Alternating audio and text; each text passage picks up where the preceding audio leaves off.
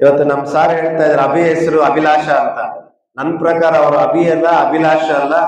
ಮುಂದಿನ ದಿನಗಳಲ್ಲಿ ನಮ್ ಕೆಜಾಪ್ ತಾಲೂಕಿಗೆ ಒಬ್ಬ ಮಾದರಿಯ ರೈತ, ಒಬ್ಬ ಎಜುಕೇಶನ್ ಮಾಡಿದ್ರೆ, ವಿದ್ಯಾಭ್ಯಾಸ ಪಡ್ಕೊಂಡ್ರೆ ರೈತರ ಸಮಸ್ಯೆಗಳನ್ನ ಯಾವ ರೀತಿ ಬಗೆಹರಿಸ್ಕೋಬೇಕು ಅಂತೇಳಿ ಮುಂದಿನ ದಿನಗಳಲ್ಲಿ ನಮ್ಮ ರೈತ ನಾಯಕ ಆಗಿರ್ತಕ್ಕಂಥ ಎಲ್ಲ ಲಕ್ಷಣಗಳು ಕಾಣಿಸ್ತಾ ಇರ್ತದ್ದು ನಾನು ನಮ್ಮ ಅಭಿಯಲ್ಲಿ ನೋಡ್ತಾ ಇದ್ದೇನೆ. 9 ವರ್ಷದಿಂದ ನೋಡಿದಾಗ ಇರ್ತಕ್ಕಂಥ ಒಂದು ಟ್ಯಾಲೆಂಟ್ ಈಗ ನೋಡಿ ನನಗೆ ಗೊತ್ತಿಲ್ದಿರ ನಮ್ಮ ಜಯಸಿಂಹ ಕೃಷ್ಣಪ್ಪಣ್ಣ ಅವ್ರ ಹತ್ರ ಹೋಗಿ ಹಸುಗಳಿಗೆ ಅದಕ್ಕೆಲ್ಲ ಏನ್ ಸಹಾಯ ಬೇಕು ಅದನ್ನು ಪಡಿಸ್ಕೊಳ್ತಾರೆ. ನೂತನವಾಗಿ ಅಧ್ಯಕ್ಷ ಇರ್ತಕ್ಕಂಥ ಅವ್ರ ಜೊತೆ ಹೋಗಿ ಮಾವು ಬೆಲ್ಲರ ಬಗ್ಗೆ ಬಹಳಷ್ಟು ಕಾಳಜಿ ವಹಿಸಿ ನಾನ್ ಕೇಳ್ಪಟ್ಟೆ 40 ಲಕ್ಷ ಏನೋ ಬಂತು ಕೆಜಾಪ್ ತಾಲೂಕಿನ ರೈತರಿಗೆ ವಿಮೆಯ ಪರವಾಗಿ ಅಂತ. ನಿಮ್ಮೆಲ್ಲರ ಮೂಲಕ ನಾನು ಅವ್ರಿಗೆ ಧನ್ಯವಾದಗಳನ್ನ ಹೇಳ್ತಾ ಇದ್ದೀನಿ. ಯಾಕಂದ್ರೆ ನಮ್ ಸಾರ್ ಹೇಳ್ತಾ ಇದ್ರೆ 2 ನಿಮಿಷ ಅಂತ. ಒಬ್ಬ ರೈತನ ಸಮಸ್ಯೆ ಕೇಳೋದು ಓಟ್ ಕೇಳಕ್ ಬಂದಾಗ ಮಾತ್ರ. ಆದ್ರೆ ಓಟ್ ಆದ ನಂತರ ರೈತ ಬದುಕಿದಾನ ಸತ್ತಿದಾನ ಅನ್ನೋದು ಗೊತ್ತಿರಲ್ಲ. ರೈತನ ಒಳದಲ್ಲಿ ನೀರು ನುಗ್ಗಿ ಆ ಬೆಲೆ ಹಾಳಾದಾಗ ನನ್ನಂತವ್ರು ಜಯಸಿಂಹನ ಕೃಷ್ಣಂತವ್ರು ಅಂತ ಹೇಳಲ್ಲ, ರಾಜಕಾರಣಿ ನೋಡ್ಬಿಟ್ಟು ಕಣ್ಣೊರೆಸ್ತಾರೆ. ನನ್ನ ಒಂದು ಆಸೆ, ನನ್ನ ಒಂದು ಇಚ್ಛೆ ಏನಂತಂದ್ರೆ ಆ ಫಸಲು ನಾಶವಾಗಕ್ಕಿಂತ ಮುಂಚೆ ರೈತರ ಹತ್ರ ಹೋಗಿ ಏನ್ ಸಮಸ್ಯೆ ಅಂತ ಕೇಳಿದ್ರೆ ನಿಜವಾದ ಜನನಾಯಕರು. ಬಹುಶಃ ಬಹಳಷ್ಟು ಅಧಿಕಾರಿಗಳ ಮೇಲೆ ಇದ್ದಾರೆ. ರೈತರಿಗೆ ಸಮಸ್ಯೆ ಬಂತಂದ್ರೆ ಅವ್ರು ಫೋನ್ ಹೋಗುತ್ತೆ ರಾಜಕಾರಣ ಹೇಳಿದ್ರು, ಹೋಗ್ರಿ ರೈತರೇ ನಮ್ಮ ಮನೆ ಬಂದು ಧರಣಿ ಮಾಡ್ತಾರ್ರಿ, ಹೊಡಿತಾರ್ರಿ ಅಂತಾರೆ. ಬಟ್ ರೈತರ ಸಮಸ್ಯೆಗಳು ಆಗಕ್ ಮುಂಚೆ ಯಾರು ಎಚ್ಚೆತ್ಕೊಳ್ಳಲ್ಲ. ನಾನು ನಮ್ಮ ಕೆಜಾಪ್ ತಾಲೂಕಿನ ಪರವಾಗಿ ನಮ್ಮ ನೂತನವಾಗಿ ಅಧ್ಯಕ್ಷ ತರ್ತಕ್ಕಂಥ ಮನವಿ ಮಾಡ್ತಾ ಇದ್ದೀನಿ. ಸರ್, ಕೆಜಾಪ್ ತಾಲೂಕಿನಲ್ಲಿ ಬಹಳಷ್ಟು ಗಡಿಭಾಗ ಬಂದ್ಕೊಂಡಿರುವಂತದ್ದು, ಬಹಳಷ್ಟು ಜನ ಈ ಮಾವನ್ನ ಅದಕ್ಕೆ ಬೇರಂತಾರೆ ಒಂದು ಬ್ಯಾಕ್ ಬೋನ್ ಆಗಿ ತಗೊಂಡ್ಬಿಟ್ಟಿದ್ದಾರೆ. ನಮ್ಮ ಅಧ್ಯಕ್ಷರುಗಳು ನೀವು ಸೇರಿ ನಮ್ಮ ಕೆಜಾಪ್ ತಾಲೂಕಿಗೆ ನ್ಯಾಯವನ್ನು ಒದಗಿಸಬೇಕು. ನಮ್ಮ ಅಭಿಲಾಷ್ ರೆಡ್ಡಿ ಅವರು ನಮ್ಮ ಕೆಜಾಪ್ ನ ರೈತರು ಏನೆಲ್ಲ ಸಮಸ್ಯೆಗಳು ಹೇಳಿದ್ದಾರೆ ಅದೆಲ್ಲ ನಿವಾರಿಸ್ಕೋಬೇಕಂತ ಹೇಳ್ತಾ ಇಷ್ಟು ದೂರ ಕರೆದ್ರೆ 2 ಮಾತನ್ನ ಆಡ್ಲಿಕ್ಕೆ ಅವಕಾಶ ಕೊಟ್ಟಂತ, ವಿಶೇಷವಾಗಿ ಮುಂದಿನ ದಿನಗಳಲ್ಲಿ ರಾಜಕಾರಣಿ ಆದ್ರೂ ತಪ್ಪಾಗ್ಲಾರ್ದು, ರೈತರ ಕಣ್ಮಣಿ ಆದ್ರೂ ತಪ್ಪಾಗ್ಲಾರ್ದು, ಮುಂದಿನ ದಿನಗಳಲ್ಲಿ ಒಬ್ಬ ಹೆಮ್ಮೆಯ ರೈತ ಅನ್ಸ್ಕೊಂಡ್ರು ತಪ್ಪಾಗ್ಲಾರ್ದು ಅಂತ ಹೇಳ್ತಾ ನಮ್ಮ ಅಭಿಲಾಷ್ ರೆಡ್ಡಿ ಅವ್ರಿಗೂ ಇದಿರ್ತಕ್ಕಂಥ ಎಲ್ಲ ನಮ್ಮ ರೈತ ಮುಖಂಡರಿಗೆ ಧನ್ಯವಾದ ಹೇಳ್ತೀನಿ. ಜೈ ಹಿಂದ್, ಜೈ ಕಿಸಾನ್.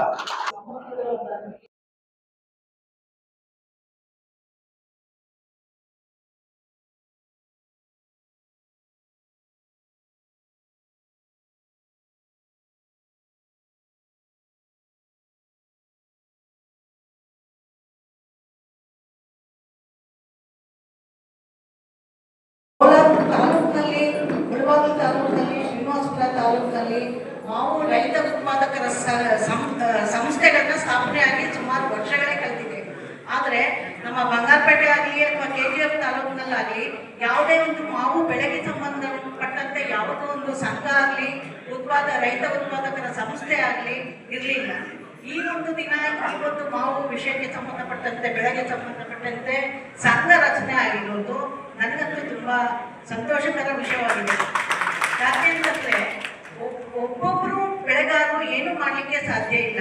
ನಾವು ಏನನ್ನ ಒಟ್ಟುಗೂಡಿ ಒಂದು ರಚನಾತ್ಮಕವಾದ ಒಂದು ಶ್ಲಾಘನೀಯವಾದ ಒಂದು ವ್ಯವಸ್ಥೆನ ಮಾವು ಬೆಳೆಗಾರರಲ್ಲಿ ಮಾವು ಬೆಳೆಯೋದ್ರಲ್ಲಿ ತರಬೇಕು ಅಂತಂದ್ರೆ ಒಂದು ಸಂಘದ ಮೂಲಕ ಮಾತ್ರ ಸಾಧ್ಯ ಆಗಿರುತ್ತೆ. ಒಬ್ಬೊಬ್ರು ಇಂಡಿವಿಜುವಲ್ ಆಗಿ ಏನು ಮಾಡ್ಲಿಕ್ಕೆ ಆಗೋದಿಲ್ಲ. ಇದೇನಂತಂದ್ರೆ ಸಂಘ ಅಂತಂದ್ರೆ ಬರೀ ಏನೋ ಒಂದು ವೇದಿಕೆ ಕಾರ್ಯಕ್ರಮಕ್ಕೆ ನಾವು ಸೀಮಿತಗೊಳಿಸದೆ ನಾವು ಒಂದೇ ಸಾರಿ ಫಸಲನ್ನ ಚೆನ್ನಾಗಿ ಬರ್ಬೇಕು ಅಂತಂದ್ರೆ ಆಗಲ್ಲ. ನಾವು ಫಸ್ಟ್ ಮೊದಲಿಗೆ ಮಣ್ಣನ್ನ ಯಾವ ರೀತಿ ನಾವು ಒಳ್ಳೆ ಫಲವತ್ತತೆಯಾಗಿ ಇಟ್ಕೊಳ್ತೀವೋ ಕೊನೆಯಲ್ಲಿ ನಮ್ಗೆ ಫಲನೂ ಅದೇ ರೀತಿ ಸಿಗುತ್ತೆ. ನಾವು ಏನು ಮಾಡ್ತೀರಾ ನಮ್ಗೆ ಇಳುವರಿ ಬಂದಾಗ ನಮ್ಗೆ ಒಳ್ಳೆ ಫಲ ಸಿಗ್ಬೇಕು ಅಂತಂದ್ರೆ ಖಂಡಿತ ಅದು ಸಾಧ್ಯ ಆಗೋದಿಲ್ಲ. ಇಲ್ಲಿ ನಮ್ಮ ಕೃಷಿ ವಿಜ್ಞಾನ KVK ವಿಜ್ಞಾನಿಗಳು ಇದ್ದಾರೆ. ಅದ್ರ ಬಗ್ಗೆ ಮಣ್ಣು ಫಲವತ್ತತೆ ಬಗ್ಗೆ ಮತ್ತೆ ಯಾವ ರೀತಿಯಲ್ಲಿ ಮಾವು ಬೆಳೆಯನ್ನ ಪ್ರೂನಿಂಗ್ ಮಾಡಬೇಕು, ಯಾವ ಹಂತದಲ್ಲಿ ಮಾಡಬೇಕು, ಯಾವಾಗ ಗೊಬ್ಬರ ಕೊಡಬೇಕು, ಮತ್ತೆ ಔಷಧಿಗಳನ್ನ ಸಾಮಾನ್ಯವಾಗಿ ಔಷಧಿಗಳನ್ನ ಏನ್ ಮಾಡ್ತೀವಿ ಅಂತಂದ್ರೆ ಯಾವುದೋ ಒಂದು ಅಂಗಡಿಗೆ ಹೋಗ್ತೀರಾ, ಪೆಸ್ಟಿಸೈಡ್ ಕಂಪನಿಗೆ ಯಾರೋ ಒಂದು ಪರಿಚಯ ಇರ್ತಾರೆ, ಅವ್ರು ನಿಮಗೆ ಔಷಧಿ ಸಾಲ ಕೊಡ್ತಾರೆ. ಅವ್ರ ಹತ್ರ ಯಾವ ಒಂದು ಲೇಬಲ್ ಕಂಪನಿ ಅವ್ರು ಪ್ರಮೋಟ್ ಮಾಡ್ಬೇಕಾಗುತ್ತೆ, ಅದನ್ನ ಆ ಔಷಧಿನ ನಿಮ್ಗೆ ರೆಫರ್ ಮಾಡ್ತಾರೆ. ನೀವು ಅದನ್ನ ಸಾಲ ಕೊಡ್ತಾರೆ, ನೀವು ತಗೊಂಡ್ಬಂದು ಅದನ್ನ ಸಿಂಪಡಣೆ ಮಾಡ್ತೀರಾ. ಸೊ ಅದನ್ನ ದಯವಿಟ್ಟು ಅದನ್ನ ಸ್ವಲ್ಪ ಕಡಿತಗೊಳಿಸಿ ವಿಜ್ಞಾನಿಗಳು ನಾವು ಇಲಾಖೆಯವರು ಇರ್ತೀವಿ. ಇನ್ನು ಮುಂದೆ ನಮ್ಮ ಹತ್ರ ಬಂದು ನಮ್ಮ ನಮ್ಮದು ವಿಜ್ಞಾನಿಗಳು ಸ್ವಲ್ಪ ಮಾರ್ಗದರ್ಶನ ತಗೊಂಡು ಅದರಂತೆ ನೀವು ಎಲ್ಲ ಸಿಂಪಡಣಾ ಕಾರ್ಯಕ್ರಮಗಳನ್ನ ನೀವು ಮಾಡಬೇಕು ಅಂತ ಅಂದ್ಬಿಟ್ಟು ನಾನು ಈ ಒಂದು ಸಂದರ್ಭದಲ್ಲಿ ಹೇಳಲಿಕ್ಕೆ ಇಚ್ಛೆ ಮಾಡ್ತೀನಿ. ಆಮೇಲೆ ಜಯಕೃಷ್ಣಪ್ಪ ಅಣ್ಣವರು ಹೇಳ್ತಾ ಇದ್ರು ಏನಂತಂದ್ರೆ ಎಲ್ಲ ಬೆಳೆತಿನ ಹಂತ ಹಂತವಾಗಿ ನಾವು ತಿಳ್ಕೊಂಡು ಅದರಂತೆ ಮಾಡಿದ್ರೆ ನಾವು ಮಾವು ಬೆಳೆಯಲ್ಲಿ ಒಳ್ಳೆ ಒಂದು ಲಾಭನ ಎಲ್ಲ ಮಾವು ಬೆಳೆಗಾರರು ನಾವು ಪಡ್ಕೋಬಹುದು. ಇನ್ನು ಮುಂದಿನ ದಿನಗಳಲ್ಲಿ ಅಭಿಲಾಷ್ ಇನ್ನೊಂದು ಹೇಳ್ತೀನಿ, ಅಭಿಲಾಷ್ಗೆ ತುಂಬಾ ಚಿಕ್ಕ ವಯಸ್ಸಿನ ಹುಡುಗ, ಎಲ್ಲಾ ಸಂಘಗಳಲ್ಲಿ ನೋಡಿದ್ರು ಎಲ್ಲ ವಯಸ್ಸಾಗಿರೋದೇ ಸಾಲ ಕೊಡುವಂತ ಅವಕಾಶನೂ ಇದೆ. ಆಮೇಲೆ ಎವ್ರಿ ಬೆಳೆ ಆದ್ಮೇಲೆ ಹೇಗೆ ಪ್ರೂನಿಂಗ್ ಮಾಡ್ಬೇಕು ಅನ್ನೋದ್ರ ಬಗ್ಗೆ ತರಬೇತಿನೂ ಕೊಡ್ತೀವಿ. ಅದಕ್ಕೂ ಪುನಶ್ಚೇತನ ಕಾರ್ಯಕ್ರಮದಲ್ಲಿ ನಮ್ಗೆ ಸಹಾಯಧನ ಕೊಡುವಂತ ಕಾರ್ಯಕ್ರಮ ಇದೆ ಮುಂದಕ್ಕೆ. ಈಗ ನಾವು ಅಭಿವೃದ್ಧಿ ಮಂಡಳಿ ಜೊತೆಲೂ ನಾವು ಮಾರುಕಟ್ಟೆ ಬಗ್ಗೆ ಮಾತಾಡಿ ಯಾವ ತರ ನಾವು ಇನ್ನೂ ಉತ್ತಮ ರೀತಿಯಲ್ಲಿ ಮಾಡಬೇಕು KGF ತಾಲೂಕಿನ ಅಂತ ಸಂಘದ ವತಿಯಿಂದ ನಾವು ನಿರ್ಧಾರಗಳನ್ನು ತಗೊಂಡು ಮುಂದೆ ಒಂದು ಹೆಜ್ಜೆ ಇಡೋಣ ಅಂತ ಹೇಳಿ ಬೆಳಗಿನ ಶುಭೋದಯ. ಇವತ್ತು ಒಂದು ಶುಭ ದಿನ, ನನಗೆ ಸಂತಸದ ದಿನ. ನಾವು ಬೆಳೆಸಿದ ಕೂಸು, ನಾನು ಜಿಲ್ಲಾ ಮಾವು ಬೆಳೆಗಾರರ ಸಂಘದ ಅಧ್ಯಕ್ಷನಾಗಿ ಸುಮಾರು 10 ವರ್ಷಗಳಿಂದ ಕಾರ್ಯನಿರ್ವಹಿಸ್ತಾ ಇದ್ರು. ತಾಲೂಕು ಮಟ್ಟದಲ್ಲಿ ಸಂಘಗಳನ್ನು ಮಾಡಬೇಕು ಅಂತ ಹೇಳಿ ಸುಮಾರು 2-3 ವರ್ಷಗಳಲ್ಲಿ ಅಥವಾ ಹವಾಮಾನ ವೈಪರೀತ್ಯದಿಂದ ಮಳೆ ಬೀಳ್ದಲ್ಲಿ ತೊಂದರೆ ಆಗಿ ಅಥವಾ ಊರು ಮೇಲೆ ಮಳೆ ಬೀಳಿ ಈ ರೀತಿಯಾದ ಏನು ಟರ್ಮ್ ಶೀಟ್ಸ್ ಇದೆ ಅವೆಲ್ಲ ನಾವೇ ಪರಿಶೀಲನೆ ಮಾಡಿ ನನ್ನ ಅಧ್ಯಕ್ಷತೆಯಲ್ಲಿ ಸಭೆಯಲ್ಲಿ ಕೂತ್ಕೊಂಡು ನಮ್ಮ ತೋಟಗಾರಿಕೆ ಇಲಾಖೆ ಅಧಿಕಾರಿಗಳು ಮತ್ತೆ ಇನ್ಶೂರೆನ್ಸ್ ಕಂಪನಿಯವರು ಎಲ್ಲರೂ ಕೂತ್ಕೊಂಡು ಆವಾಗ ಟರ್ಮ್ ಶೀಟ್ ಅನ್ನ ರೈತರಿಗೆ ಅನುಕೂಲವಾಗುವಂತೆ ಮಾಡಿಸ್ಕೊಂಡ್ವಿ. ಈಗ ಪ್ರತಿ ವರ್ಷ ಎಲ್ಲ ಮಾವು ಬೆಳೆಗಾರರು ಏನು ಇನ್ಶೂರೆನ್ಸ್ ಕಟ್ಟಿದ್ದಾರೆ ಅವ್ರಿಗೆ ಇನ್ಶೂರೆನ್ಸ್ ಬರ್ತಾ ಇದೆ. ಆದ್ರೆ ಅಲ್ಲಿ ಒಂದು ಸ್ವಲ್ಪ ಅಡೆತಡೆ ಮಾಡ್ತಾ ಇದ್ದಾರೆ ಇನ್ಶೂರೆನ್ಸ್ ಕಂಪನಿಗಳು. ನೋಡೋಣ ಅಂತ ಹೇಳಿ ನಾನು ಒಂದು ಮಾತು ಹೇಳಿದ್ಮೇಲೆ ಅವ್ರಿಗೆ ಲೆಟರ್ ಕೊಟ್ಟರು. ಆಮೇಲೆ ಡಿಸೆಂಬರ್ 15ನೇ ತಾರೀಕು ಒಳಗಡೆ ನಿಮ್ಗೆ ಇನ್ಶೂರೆನ್ಸ್ ಆಗ್ತೀವಪ್ಪ ಅಂತ ಹೇಳಿ ಅವರು ಇದು ಕೊಟ್ಟರು. ಅಷ್ಟರೊಳಗೆ 12-14ನೇ ತಾರೀಕು ಒಳಗಡೆ ಇನ್ಶೂರೆನ್ಸ್ ಬಂತು. ಜಿಲ್ಲೆಯಲ್ಲಿ ನಮ್ಮ ಮಾವು ಬೆಳೆಗಾರರಿಗೆ ಏನೇ ತೊಂದರೆ ಇರಲಿ, ಯಾವುದೇ ಕಷ್ಟ ಸಂಕಷ್ಟ ಇರಲಿ, ನಾನು ಮುಂದೆ ನಿಂತು ಹೋರಾಟದಲ್ಲಿ ಮುನ್ನಡೆಸಿ ಸರ್ಕಾರದಿಂದ ಬರಬೇಕಾದಂತಹ ನಮ್ಮ ಏನೇ ಲಾಭದಾಯಕ ಇದನ್ನ ನಾವು ಪಡಿಸುವಲ್ಲಿ ಯಶಸ್ವಿಯಾಗೋಣ ನಾನು ಹೇಳ್ತೇನೆ. ಈಗ ಈ ವೇದಿಕೆ ಮುಖಾಂತರ ನಮ್ಮ ವೇದಿಕೆಯಲ್ಲಿರ್ತಕ್ಕಂಥ ಸರ್ ಅವರೇ ಅವಕಾಶ ಮಾಡಿಕೊಟ್ಟಂತ ಎಲ್ಲರಿಗೂ ನನ್ನ ಶಾಸ್ತ್ರಾಂಗ ವಂದನೆಗಳನ್ನು ತಿಳಿಸಿ ಕೊನೆಯಲ್ಲಿ ಮಾತಾಡೋ ಕಷ್ಟ ಏನಂತಂದ್ರೆ, ಈಗ ಜಯಸಿಂಹ ಕೃಷ್ಣಣ್ಣವರು, ಚಿನ್ನಪ್ಪ ಅವರು, ನನ್ನ ಸಹೋದರಿ ಶಿವಕುಮಾರಿ ಅಕ್ಕ ಅವರು ಎಲ್ಲರೂ ಮಾತಾಡ್ಬಿಟ್ಟಿದ್ದಾರೆ. ನಾನು ಏನಪ್ಪ ಮಾತಾಡೋದು ಅಂತ ಯೋಚನೆ ಮಾಡ್ತಿದ್ದೆ. ಈಗ ಅಭಿಲಾಷು ಮಾತಾಡ್ಬಿಟ್ಟಿದ್ದಾರೆ, ಎಲ್ಲರೂ ಮಾತಾಡ್ಬಿಟ್ಟಿದ್ದಾರೆ. ಈಗ ನಾನೇನ್ ಮಾತಾಡ್ಬೇಕು? ಎನಿವೆ, ಈ ಕಾರ್ಯಕ್ರಮದ ರೂವಾರಿಗಳು ಚಿನ್ನಪ್ಪ ಅಣ್ಣವರೇ, ಆಸ್ಮಾ ನಾಜ್ರವರೇ, ಮಂಜುನಾಥ್ ಅವರೇ, ನಕ್ಷತ್ರ ಶಾಲೆಯ ಮಂಜುಳರವರೇ, ಶ್ರೀಮತಿ ನವ್ಯರವರೇ, ಪ್ರೀತಿಯ ಪುಟಾಣಿ ಮಕ್ಕಳೇ, ಬಹಳ ಭವ್ಯವಾದ ಹೆಚ್ಚು ಸಮಯ ತಾಳಲ್ಲ, ಬೈ ವಾಚ್ ಒಂದು 5 ನಿಮಿಷ ಮಾತಾಡ್ತೀನಿ. ಯಾಕಂದ್ರೆ ಬಹಳ ಇಂಪಾರ್ಟೆಂಟ್, ಅಂದ್ರೆ ಬಹಳ ಮುಖ್ಯವಾದ ಇದು ಸಭೆ ಇದು. ಈ ದಿನ ಸುದಿನ ಅಂತ ಹೇಳಕ್ಕೆ ನಾನು ಇಷ್ಟಪಡ್ತೀನಿ. ಯಾಕೆಂದ್ರೆ ಬಹಳಷ್ಟು ಜನಕ್ಕೆ ನನ್ಗೆ ಗೊತ್ತಿಲ್ಲದೆ ಇರ್ಬೋದು, ನಾನು ನಿಮ್ಮೂರ್ನವನೇ, ಇದೇ ಜಿಲ್ಲೆನವನೇ, ಇದೇ ಊರ್ನವನೇ. 40 ವರ್ಷದ ಹಿಂದೆ ನನ್ನ ತಾತನವರಾದ ಅವರು ಬ್ರಿಟಿಷ್ ಕಾಲದಲ್ಲಿ ತಹಶೀಲ್ದಾರ್ ಆಗಿದ್ರು, ಮತ್ತೆ ಮೈಸೂರು ರಾಜ್ಯದಲ್ಲಿದ್ರು, ಮತ್ತೆ ಕರ್ನಾಟಕ ರಾಜ್ಯದಲ್ಲೂ ಸೇವೆ ಮಾಡಿದ್ರು. ಅವರು ನನ್ನನ್ನ KGF ನ ರಾಬರ್ಟ್ಸನ್ ಪೇಟೆಯಲ್ಲಿ ಮಾವು ಮಂಡಳಿಯ ಅಧ್ಯಕ್ಷನಾಗಿ ನಾನು ನಿಮ್ ಜೊತೆಗೆ ಇರ್ತೀನಿ ಅನ್ನೋದನ್ನ ಒಂದೇ ಒಂದು ವಾಕ್ಯದಲ್ಲಿ ಹೇಳ್ತೀನಿ. ಎರಡನೇ ವಿಚಾರ, ಯಾಕಂದ್ರೆ ಅಣ್ಣ ಹೇಳ್ದಂಗೆ, ಚಿನ್ನಪ್ಪರು ಹೇಳ್ದಂಗೆ, ಮಾವು ಅಭಿವೃದ್ಧಿ ಮಂಡಳಿ ಬಹಳ ಕಷ್ಟದಲ್ಲಿದ್ದು 10 ವರ್ಷ ಆದ್ಮೇಲೆ ನಾನು ಬಂದು 3 ತಿಂಗಳಲ್ಲಿ ಕನಿಷ್ಠ 6 ಜಿಲ್ಲೆಗಳಲ್ಲಿ ದೊಡ್ಡ ಸಭೆಗಳು ಮಾಡಿ ಸಾವಿರಾರು ಜನ ರೈತರನ್ನ ಮಾತಾಡಿ, ಈಗ ಫೆಬ್ರವರಿ 10ನೇ ತಾರೀಕು 12 ಜಿಲ್ಲೆ ಸೇರಿ ಹುಬ್ಳಿ ಧಾರವಾಡನಲ್ಲಿ ಒಂದು ದೊಡ್ಡ ಮಟ್ಟದ ಕಾರ್ಯಾಗಾರ ಮಾಡ್ತಾ ಇದೀವಿ.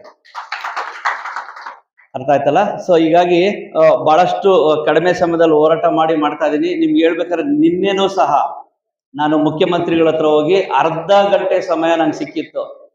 ಅದು ನನ್ನ ಪುಣ್ಯನೇ. ಒಂದೇ ವಿಚಾರ ಮಾತಾಡಿದ್ದು, ಅಣ್ಣ ಈ ಸಲ ತುಂಬಾ ಚೆನ್ನಾಗಿ ಹೂವು ಬಂದಿದೆ, ತುಂಬಾ ಚೆನ್ನಾಗಿ. ನಾನು ಕಾರವಾರದಿಂದ ಕೋಲಾರ ತನಕ ಓಡಾಡಿದೆ, ಮತ್ತೆ ಧಾರವಾಡ, ಹುಬ್ಳಿ, ಬೆಳಗಾವಿಯಿಂದ ಹಿಡಿದು ನಾವು ಇದು ಚಾಮರಾಜನಗರ ತನಕ ನೋಡಿದೆ. ತುಂಬಾ ಚೆನ್ನಾಗಿ ಹೂವು ಬಂದಿದೆ, ತುಂಬಾ ಚೆನ್ನಾಗಿ ಬೆಳೆ ಬಂದಿದೆ. ಒಂದ್ ಕಡೆ ಸಂತಸ, ಖುಷಿ, ಬಟ್ ಇನ್ನೊಂದ್ ಕಡೆ ಹೆಚ್ಚು ಜವಾಬ್ದಾರಿ. ಅರ್ಥ ಮಾಡ್ಕೊಳ್ಳಿ, ಚೆನ್ನಾಗಿ ಹೂವು ಬಂತು ಅಂದ್ರೆ, ಚೆನ್ನಾಗಿ ಹಣ್ಣು ಬಂತು, ಕಾಯಿ ಆಯ್ತು, ಹಣ್ಣಾಯ್ತು ಅಂದ್ರೆ ಹೆಚ್ಚು ಜವಾಬ್ದಾರಿ. ನಮ್ ಕಷ್ಟ ಅದು ಆಕ್ಚುಲಿ, ಅದನ್ನ ಮ್ಯಾನೇಜ್ ಮಾಡೋದು ಕಷ್ಟ. ಜಯಸಿಂಹಣ್ಣ ಅವ್ರು ಹೇಳ್ತಾ ಇದ್ರು, ಬರೀ ನಿಗಮ ಆದ್ರೆ ಪರವಾಗಿಲ್ಲ, ಅದು ಮಾರುಕಟ್ಟೆ ಮಂಡಳಿ ಅಂತ. 2-3 ವಿಭಿನ್ನವಾದ ವಿಚಾರಗಳನ್ನ ನನ್ನ ತಲೆಯಲ್ಲಿ ಇಟ್ಕೊಂಡು ಮುಂದಿನ ವಾರ ನಾನು ಜರ್ಮನಿ ದೇಶದ ಬರ್ಲಿನ್ಗೆ ಹೋಗ್ತಾ ಇದೀನಿ. ಒಂದೇ ಕಾರಣ, ಅಲ್ಲಿ 9 ಮೀಟರ್ x 9 ಮೀಟರ್ ಅಷ್ಟು ದೊಡ್ಡ ಜಾಗನ ಬರೇ ನನ್ನ ಕೋಲಾರ ಅಥವಾ ಕರ್ನಾಟಕದ ಮಾವನ್ನ ತಗೊಂಡೋಗಿ ಅಲ್ಲಿ ಪ್ರದರ್ಶನ ಮಾಡಿ, ಇನ್ನೊಂದು 3-4 ತಿಂಗಳಿಗೆ ನನ್ನ ರೈತರು ನೇರವಾಗಿ ಇಲ್ಲಿಂದ ಜರ್ಮನಿಗೆ ಬರ್ತಾರೆ, ನೀವು ನಮ್ಗೆ ಸಹಕಾರ ಮಾಡಿ ಅಂತ ಆ ದೇಶದ ಚಾನ್ಸಲರ್ನ ಕೇಳ್ಕೊಳಕ್ ಹೋಗ್ತಾ ಇದೀನಿ ಅಷ್ಟೇ. ಅಲ್ಲಿಂದ ಲಂಡನ್ ದೇಶಕ್ಕೆ ಪ್ರವಾಸ ಮಾಡಿ, ಈಗಾಗಲೇ ಒಂದು PPP ಮಾಡಲಲ್ಲಿ ಪ್ರೈವೇಟ್ ಪಾರ್ಟೀಸ್ ಹತ್ರ ನನ್ನ ದುಡ್ಡು ಅವ್ರನ್ನ ಇನ್ವೆಸ್ಟ್ ಮಾಡಿಸಿ, ನಮ್ಮ KSMDC ಸಹಯೋಗದಿಂದ ಒಂದು ದೊಡ್ಡ ಮಟ್ಟದ ವೇರ್ ಹೌಸಸ್ ಮಾಡಿ, ಸೊ ದಟ್ ಯಾರು ಮಧ್ಯವರ್ತಿಗಳಿಲ್ದಿರ ರೈತರು ನೇರವಾಗಿ UK ದೇಶಕ್ಕೆ, ಅಂದ್ರೆ ಯುನೈಟೆಡ್ ಕಿಂಗ್ಡಮ್, ಇಂಗ್ಲೆಂಡ್ಗೆ ನೀವು ಹಣ್ಣು ಕೊಡಬೇಕು, ಹಣ್ಣು ಕೊಡುವಂತ ವ್ಯವಸ್ಥೆ ಮಾಡುವಂತ ನಿಟ್ಟಿನಲ್ಲಿ 2 ದೇಶಕ್ಕೆ ಪ್ರವಾಸ ಮಾಡಿ ಅದನ್ನ ಕಾರ್ಯರೂಪಕ್ಕೆ ತಂದು ಪೇಪರ್ ಮೇಲೆ ಸರ್ಕಾರದ ಕಡೆಯಿಂದ ಮಾನ್ಯತೆ ಪಡಿಲಿಕ್ಕೆಲ್ಲ ವ್ಯವಸ್ಥೆ ಮಾಡಕ್ಕೆ ಹೋರಾಟ ಮಾಡ್ತಿದ್ದೀನಿ. ಬರೀ 3 ತಿಂಗಳಾಯ್ತು.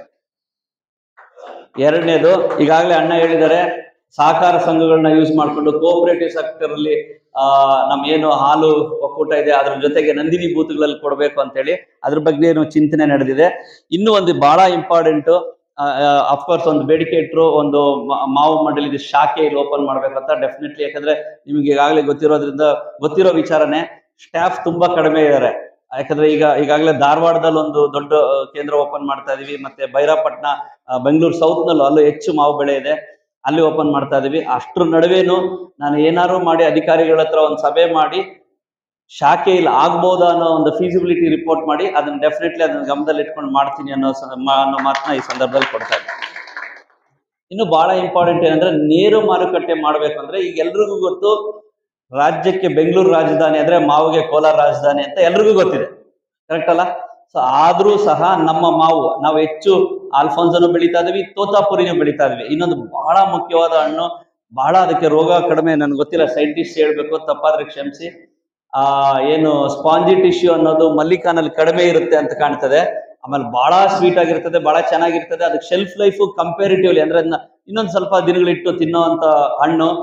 ಈಗಾಗಲೇ ಮಹಾರಾಷ್ಟ್ರದವರು ಆಲ್ಫೋನ್ಸೋನ ಜಿಯೋಗ್ರಫಿಕಲ್ ಇಂಡೆಕ್ಸಿಂಗ್ ಅಂತ ಮಾಡ್ಬಿಟ್ಟಿದ್ದಾರೆ, GI ಇಂಡೆಕ್ಸಿಂಗ್ ಆಗಿದೆ ಅಂತ ಕಾಣ್ತದೆ.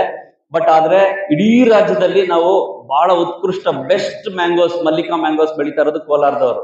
ಅದು KGF ಇರ್ಬೋದು, ಮುಳಬಾಗ್ಲು ಇರ್ಬೋದು, ಶ್ರೀನಿವಾಸಪುರ ಇರ್ಬೋದು.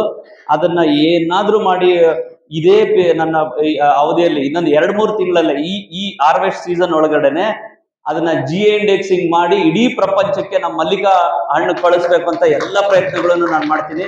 ಇದೇ ರೀತಿ ಕೊಪ್ಪಳದಲ್ಲಿ ಕೇಸರ್ ಅನ್ನೋ ಒಂದು ಬಹಳ ಒಳ್ಳೆ ತಳಿ ಬೆಳೀತಾ ಇದಾರೆ, ಅದನ್ನು GI ಇಂಡೆಕ್ಸಿಂಗ್ ಮಾಡ್ಬೇಕು ಅಂತ. ಏನಪ್ಪಾ ಇದು ಅಂದ್ರೆ, ಒಂದು ಸಲ GI ಇಂಡೆಕ್ಸ್ ಆದ್ರೆ ಇಡೀ ಪ್ರಪಂಚದಲ್ಲಿ ಯಾವುದೇ ದೇಶದಲ್ಲಿ ಹಣ್ಣು ತಗೋಬೇಕಾದ್ರೂ ಅವ್ರು ಫಸ್ಟ್ ನೋಡೋದು GI ಇಂಡೆಕ್ಸಿಂಗ್ ಹಣ್ಣು. ಅದಕ್ಕೋಸ್ಕರ ಅಭಿಲಾಷ್ ಬಹಳಷ್ಟು FPOಗಳು ನಮ್ಮ KSMDMCL ಅಧಿಕಾರಿಗಳು ಕೆಲಸ ಮಾಡ್ತಿದ್ದಾರೆ. ನಾನು ಇನ್ಫ್ಯಾಕ್ಟ್ ನಮ್ಮ ಮೇಡಮ್ಗೆ ಹೇಳಿದ್ದೆ FPOಗಳ ಬಗ್ಗೆ ಒಂದಷ್ಟು ನಂಗೆ ಮಾಹಿತಿ ಕೊಡಿ ಅಂತ. ಯಾಕಂದ್ರೆ ಅವ್ರದ್ರು ಮಲ್ಲಿಕನ ಒಂದು ಸಲ GI ಇಂಡೆಕ್ಸ್ ಮಾಡಿದ್ರೆ ಇನ್ನು ಪ್ರಪಂಚದಲ್ಲಿ ಭೂಮಿ ಮೇಲೆ ಅದು ಒಂದೇ ಸಲ ಆಗೋದು. ಇಡೀ ಪ್ರಪಂಚದಲ್ಲಿ ಯಾರು ತಗೊಂಡ್ರು ನಮ್ಮ ಹಣ್ಣೆ ತಗೋಬೇಕು ಫಸ್ಟ್. ಆ ಒಂದು ವ್ಯವಸ್ಥೆ ರೈತರು ಸಾವಿರಾರು ವರ್ಷಗಳು ಬದುಕ್ಬಿಡ್ತಾರೆ. ಆ ಕೆಲಸ ನಾನು ಮಾಡ್ತಾ ಇದ್ದೀನಿ. ಎರಡನೇದು ಬಹಳ ಮುಖ್ಯವಾದ್ದು, ಇನ್ನು 2 ನಿಮಿಷ. ನಮ್ಮ ಹತ್ರ ಹಣ್ಣಿದೆ, ಬಹಳಷ್ಟು ಹಣ್ಣಿದೆ, ಸರಿಸುಮಾರು 35,000ಕ್ಕೂ ಹೆಚ್ಚು ಹೆಕ್ಟೇರ್ಸ್, ಅಂದ್ರೆ 60,000 ಎಕರೆ. ಈಗ ಅಣ್ಣ ಹೇಳ್ತಾ ಇದ್ರು KGF ನಲ್ಲಿ 10,000 ಎಕರೆ, ಅಂದ್ರೆ 65,000-70,000 ಎಕರೆನಲ್ಲಿ ಹಣ್ಣು ಬೆಳೀತಾ ಇದೀವಿ ಅಂತ ನಮ್ಗೆ ಗೊತ್ತು, ಎಲ್ರಿಗೂ ಗೊತ್ತಿದೆ. ಆದ್ರೆ ಅದನ್ನ ನಾವು ಮಾರ್ಕೆಟ್ ಪುಷ್ ಮಾಡ್ಬೇಕಲ್ಲ, ಅಂದ್ರೆ ನಮ್ಗೆ ಮಾರ್ಕೆಟ್ ಸಿಗ್ಬೇಕಲ್ಲ, ಒಳ್ಳೆ ಮಾರ್ಕೆಟ್, ನೇರ ಮಾರ್ಕೆಟ್ ಸಿಗ್ಬೇಕಲ್ಲ. ನಾನು ಯಾವಾಗ್ಲೂ ಹೇಳ್ತಾ ಇದ್ದೆ, ಬೆಂಗಳೂರಿಗಿಂತ ಪ್ರಪಂಚದಲ್ಲಿ ದೊಡ್ಡ ಮಾರ್ಕೆಟ್ ಯಾವುದೂ ಇಲ್ಲ. ಹೆಚ್ಚು ಕಡಿಮೆ 1.5 ಕೋಟಿ ಜನ, ಅದ್ರ 10%, 15 ಲಕ್ಷ ಜನ 4 ತಿಂಗಳು ಅಂದ್ರೆ 16 ವಾರ, 16 ಅಥವಾ 20 ವಾರ ಇರ್ತದಷ್ಟೇ. ಇದು ನಿಮ್ಗೆ ಗೊತ್ತಿರೋ ಅಂತ ಹಣ್ಣು. ಆ 20 ವಾರ 15 ಲಕ್ಷ ಜನ ತಿಂದ್ರೆ ನಾವು ಬೆಳಿತಾರ 60,000 ಎಕರೆಗೆ ಇನ್ನೊಂದು 60,000 ಎಕರೆ ಸೇರಿಸಿದ್ರು ಅಷ್ಟು ಬೆಳಿಬೇಕಾಗ್ತದೆ. ಸೊ ಒಳ್ಳೆ ಮಾರ್ಕೆಟ್ ಇದೆ, ದಯವಿಟ್ಟು ಬಹಳ ಯೋಚನೆ ಮಾಡಿ. ಬಹಳ ನಾನು ಹೇಳ್ಬಾರ್ದು ಅಂತಿದೆ, ಅಂದ್ರೆ ಒಂದು ಮಟ್ಟದಲ್ಲಿ ಅದನ್ನ ಹೇಳ್ಬೇಕು ಅಂತಿದೆ, ಬಟ್ ಟೈಮ್ ಕಡಿಮೆ ಆಗ್ತದೆ. ಬಹಳ ವಿನೂತನವಾಗಿ ಯಾರೂ ಯೋಚನೆ ಮಾಡದೇ ಇರುವಂತ ಒಂದು ಪರಿಕಲ್ಪನೆ ಇಟ್ಕೊಂಡು ಒಂದು ಫ್ಲಾಗ್ಶಿಪ್ ಪ್ರೋಗ್ರಾಮ್ ನ ಮಾಡ್ತಾ ಇದೀನಿ. ನಿಮ್ಮ ಹತ್ರ ಮತ್ತೆ ಬರ್ತೀನಿ. ಏನಪ್ಪಾ ಅಂದ್ರೆ ರೈತರಿಗಾಗಿ ಓಟ, ಮ್ಯಾಂಗೋ ಮ್ಯಾರಥಾನ್ ಅಂತ ಒಂದು ವಿಧಾನಸೌಧ ಮುಂದೆ CM ಅವರು, DCM ಅವರು, ನಮ್ಮ ಪ್ರಿಯಾಂಕ್ ಅಣ್ಣನವರು ಎಲ್ಲ ಮಿನಿಸ್ಟ್ರುಗಳು ಕರ್ಕೊಂಡ್ಬಂದು ಮ್ಯಾಂಗೋ ಮ್ಯಾರಥಾನ್ ಅಂತ ರೈತರಿಗಾಗಿ ಓಟ ಅಂತ ಒಂದು ಆಯೋಜನೆ ಮಾಡ್ತಾ ಇದೀನಿ. ಅದ್ರ ಉದ್ದೇಶ ಇಷ್ಟೇ, ಬೆಂಗಳೂರು ಮತ್ತೆ ಕರ್ನಾಟಕದ ಮೂಲೆ ಮೂಲೆಗೂ ಕೋಲಾರದ ಹಣ್ಣು ಅದರ ಸವಿ ಹೋಗ್ಬೇಕು ಅಂತೇಳಿ. ಯಾಕಂದ್ರೆ ಅವತ್ತು ಏನ್ ಅವೇರ್ನೆಸ್ ಕ್ರಿಯೇಟ್ ಆಗ್ತದೆ, ಅದ್ರ ಫಾಲೋಯಿಂಗ್ 1 ತಿಂಗಳಲ್ಲಿ ನಿಮ್ ಮಾರ್ಕೆಟ್ ಕ್ರಿಯೇಟ್ ಆಗ್ತದೆ. ಮಕ್ಕಳಿಂದ ಹಿಡಿದು ರೈತರ ತನಕ ಅಲ್ಲಿ ಒಂದು ಓಟದ ಸ್ಪರ್ಧೆಯನ್ನು ಮಾಡಿ ಮ್ಯಾರಥಾನ್ ರೂಪದಲ್ಲಿ 5,000 ರಿಂದ 6,000 ಜನ ಅವತ್ತು ಸೇರಿಸಿ, ಇಂಥ ಜಿಲ್ಲೆ ನಾವು ಇಷ್ಟು ಮಾವಿನ ಹಣ್ಣಿದೆ, ಇಷ್ಟು ನಮಗೆ ಪ್ರೊಡ್ಯೂಸ್ ಇದೆ ಅಂತೇಳಿ ಅವತ್ತು ಅವೇರ್ನೆಸ್ ಕ್ರಿಯೇಟ್ ಮಾಡ್ತೀನಿ. ಮತ್ತೆ ನಿಮ್ಮ ಹತ್ರ ಬರ್ತೀನಿ. ಇದು ಒಂದು ಬಹಳ ಇಂಪಾರ್ಟೆಂಟ್ ಮಾರ್ಕೆಟಿಂಗ್ ಸ್ಟ್ರಾಟಜಿ. ಎರಡನೇದು ಪಲ್ಪ್ ಇಂಡಸ್ಟ್ರಿ ಬಗ್ಗೆ ಹೇಳ್ತಾ ಇದ್ರು. ಈಗಾಗಲೇ ನಿನ್ನೆ ನಾನು ಜುನೈದ್ ಇಂಟರ್ನ್ಯಾಷನಲ್ ಅಂತ ಒಂದು ದುಬೈ ಬೇಸ್ಡ್ ಕಂಪ್ನಿಯವ್ರನ್ನ ಒಂದು, ಯಾಕಂದ್ರೆ ಈಗ ಪಲ್ಪ್ ನಮ್ದು ಮ್ಯಾಕ್ಸಿಮಮ್ ಯಾವ್ದು ತೋತಾಪುರಿ ಬೆಳೀತಾ ಇರೋದಲ್ವಾ ನಾವು, ಆ ತೋತಾಪುರಿನೇ ಮತ್ತೆ ಆಲ್ಫಾನ್ಸೋ ಮಿಕ್ಸ್ ಕಾನ್ಸಂಟ್ರೇಟ್ ನ ಕೇಳಿದ್ರು. ನಾನು ನಿನ್ನೆನೆ ಒಂದು ಖಾಸಗಿ RKS ಅಂತ ಏನೋ ಒಂದು ಫ್ಯಾಕ್ಟರಿ ಅವ್ರ ಹತ್ರ ಮಾತಾಡಿ ನಮ್ಮಲ್ಲಿ ಎಷ್ಟು ಪಲ್ಪ್ ಇದೆ, ಎಷ್ಟು ಸ್ಟೋರೇಜ್ ಆಗಿದೆ, ಹೋದ ವರ್ಷದ ಎಷ್ಟಿದೆ, ಈ ವರ್ಷದ ಎಷ್ಟಿದೆ ಎಲ್ಲ ಮಾಹಿತಿ ತಗೊಂಡಿದ್ದೀನಿ. ಯಾಕಂದ್ರೆ ಈ ಸಲ ಪ್ರೊಡ್ಯೂಸ್ ಅಂದ್ರೆ ನಮ್ಮ ಹಾರ್ವೆಸ್ಟ್ ಬೆಳೆ ಬಂತಂದ್ರೆ ಇನ್ನಷ್ಟು ಬರುತ್ತೆ. ಯಾಕಂದ್ರೆ ಲಾಸ್ಟ್ ಟೈಮ್ ನಿಮ್ಗೆ ಗೊತ್ತು ಎಷ್ಟು ಸಂಕಷ್ಟ ಆಗಿತ್ತು ಅಂತ, ಅದಕ್ಕೆ ಸರ್ಕಾರ ಹೆಂಗ್ ಸ್ಪಂದಿಸಿರೋದು ಅಂತ ನಿಮ್ಗೆ ಗೊತ್ತಿದೆ. ಸರಿಸುಮಾರು 1.5-2 ತಿಂಗಳು ಅಥವಾ 3 ತಿಂಗಳು ನಮ್ಮ ಅಧಿಕಾರಿಗಳು ಹಗಲು ರಾತ್ರಿ ಕೆಲಸ ಮಾಡಿ 42 ಕೋಟಿ ಬರೀ ರಾಜ್ಯ ಸರ್ಕಾರದಿಂದನೇ PDPS ಸ್ಕೀಮ್ ಅಲ್ಲಿ ಮಿನಿಮಮ್ ಸಪೋರ್ಟ್ ಪ್ರೈಸ್ ಕೊಟ್ಟಿದ್ದೀವಿ. ಅದನ್ನೇ ನಾನು ನಿನ್ನೆ ಮುಖ್ಯಮಂತ್ರಿಗಳ ಹತ್ರ ಹೇಳಿದೀನಿ. ಕಷ್ಟ ಬಂದಾಗ ನಾವು 42 ಕೋಟಿ ಕೊಟ್ವಿ. ಈಗ ಮುಂದಿನ ಹಾರ್ವೆಸ್ಟ್ ಸೀಸನ್ಗಾದ್ರೂ ಈಗ ನೆಕ್ಸ್ಟ್ ನಾವು ಫ್ರೂಟ್ ಕವರ್ಸ್ ಕೊಡ್ಬೇಕು ಅಥವಾ ಕ್ರೇಟ್ಸ್ ಕೊಡ್ಬೇಕು ಅಥವಾ ಬಾಕ್ಸಸ್ ಕೊಡ್ಬೇಕು ರೈತರಿಗೆ. ಈಗ ನೀವು ಅದ್ರ ನಿಗಮದಲ್ಲಿ ದುಡ್ಡಿಡಿ ಅಂತ. ಯಾಕಂದ್ರೆ ನಾನು ಎಲ್ಲ ಬಡ್ಜೆಟ್ ಆಗಿ ಇನ್ನೊಂದು ಬಡ್ಜೆಟ್ ಈಗ ಮಾರ್ಚ್ ಬರುವಾಗ ಬಂದಿರುವಂತ ಅಧ್ಯಕ್ಷ. ಸೊ ಹಾಗಾಗಿ ಮುಖ್ಯಮಂತ್ರಿಗಳ ಹತ್ರ ಪರ್ಸನಲಿ ರಿಕ್ವೆಸ್ಟ್ ಮಾಡಿದೀನಿ, ನಮ್ಮ ಕೈಯಲ್ಲಿ ಆದಷ್ಟು ಸಹಾಯ ಮಾಡ್ತೀವಿ, ನಿಮ್ ಜೊತೆ ನಿಲ್ತೀವಿ ಅಂತ ಹೇಳಿ ಎಲ್ರಿಗೂ ಒಂದು ಸ್ಥಾಯಿ ಮಾತು ಮುಗಿಸ್ತಾ ಇದೀನಿ. ನಮಸ್ಕಾರ.